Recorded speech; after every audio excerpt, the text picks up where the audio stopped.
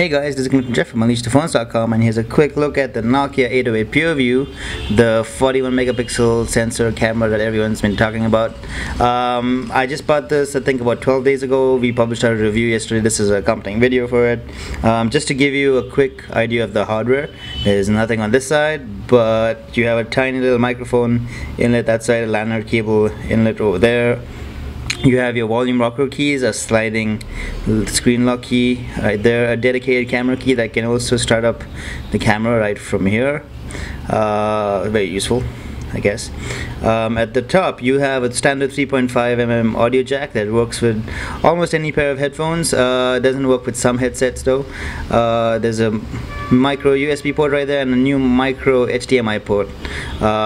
Uses a different adapter than the one on the Nokia N8, so you'll have to buy the adapter for that. There's no adapters included in box though, which is a bit of a problem. At the front you have, right hidden over there, a front-facing camera, a proximity sensor, an ambient light sensor, and right over here you have the usual red and green calling keys and a menu button for Symbian. But yeah, that's about it in terms of hardware. So yeah, moving on, just to give you a quick introduction of the phone itself. There's a 4-inch 16 million colors AMOLED capacitive touchscreen. It uses Nokia's clear black display technology. The problem though is that the resolution is NHD, it's 640 by 360 pixels, and this whole Symbian Bell Feature Pack 1 OS is powered by a 1.3 gigahertz ARM11 processor with 512 MB of RAM and 16 GB of onboard memory with a micro SD slot. So it is more than capable to handle its photo taking duties. At the back you have a 41 megapixel sensor. It is a little bit of a heavy device though because of the little hump that you see over here. You can capture shots up to 38 megapixels or 34 depending on whether you're taking in 4:3 ratio or 16:9 ratio. There's also a Pureview mode. The Pureview mode we'll talk more about later on, but basically you can take a picture at 8, 5 or 3 megapixels in Pureview mode. There's also an NHD filter which I'll show you more about later on. But yeah, that's just a quick introduction. It's also worth noting that this is a quad band phone with pentaband 3G, so you can basically take it all around the world. There's Wi-Fi, 3G, DLNA, GPS, Bluetooth 3.0, NFC. Yep, NFC is also there. That's a very nice included feature. FM and an FM transmitter too. Basically everything you would want. There's also USB on the go, but like I said, the adapter is not included. Alright, so talking about Symbian, the first thing that I should note is that apps are a problem, yes, but for example, there's a 1400 mAh battery powering this whole thing, and it lasts a whole day on 3G because Symbian is a very power efficient operating system, if anything, and it really runs pretty fast on this. I haven't had any random reboots like some people have had. It's been pretty stable for me so far, but yes, apps are a problem. It is pretty hard to find, for example, Skype, and Skype for Symbian doesn't support video calls, for another problem. So yeah, apps are a bit of a problem, but all your basic apps that you would require are right there, for example, and there are some third-party apps that you can get, but the whole operating system is really fast, so I personally don't have a problem with it, but you can check out our review to read exactly what I think. It's a whole long story. It's also worth noting that there is the Nokia Music Store in India, which gives you full access to unlimited downloads for 1 year from the Nokia Music Store, so you can download as much music as you want. The video player is also pretty cool. It played back almost any kind of file format I threw at it.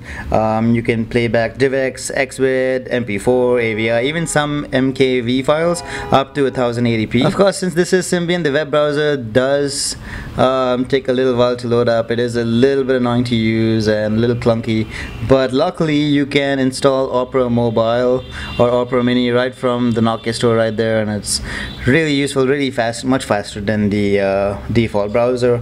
Also mentioning is that there is Nokia Maps on board with free turn-by-turn navigation with voice, so it is possibly the best GPS navigation software on a mobile phone right now.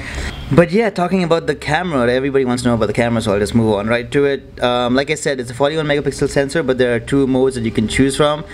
Basically, you can choose from automatic, scenes, and then there's the two modes I was talking about. In creative mode, you can choose between Pureview and full resolution. Full resolution, depending on the aspect ratio you're choosing, will take at 38 or 34 megapixels. If you choose Pureview mode, you can take in 8 megapixels, 5 megapixels, or 2 megapixels, where each shot that you capture is oversampled, so it does look really amazing. Check out our blog post for a better idea of that. I'll just give you a quick look at the UI. For example, you can change exposure, scene mode, your ISO settings, even your ND neutral density filter, which is the first time I heard about that on a phone. Even the video mode is really impressive. You can put on your video light right there, change your ISO levels again, or turn your continuous autofocus on or off. One thing that's worth noting though is the zoom is really amazing. I have more camera samples on that you can check out from our blog, but for example, the lower you go, the more you can zoom in, and zooming in is really easy. You just zoom in by one slide over there, so your hands are basically free. You just zoom with one hand. You can also use the rocker key to zoom, for example, but it's really smooth either way. And the camera, I can't stop talking about it enough. But basically, to keep this video short, it is the best camera you'll ever see on a mobile phone. It's probably not going to be matched for at least another year or two. And if anyone's going to match it, it's probably going to be Nokia itself. It really is a really great camera. Even the UI is really nice. It remembers all these settings, and you can change your focal mode just by pressing and holding right there. I can't stop talking about it enough, so I'll just stop talking about it right now.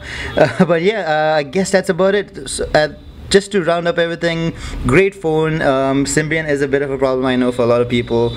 You basically know what you're getting with this phone. You know that you're not getting all the latest apps, you might not get all the latest games.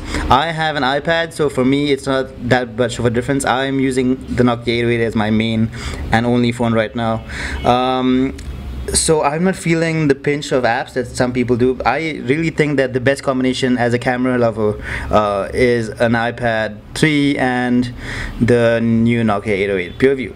So yeah, that's just my quick conclusion. But you know what? Check out our review on unleashthephones.com for a better idea, or let me know if you have any questions in the comment section below.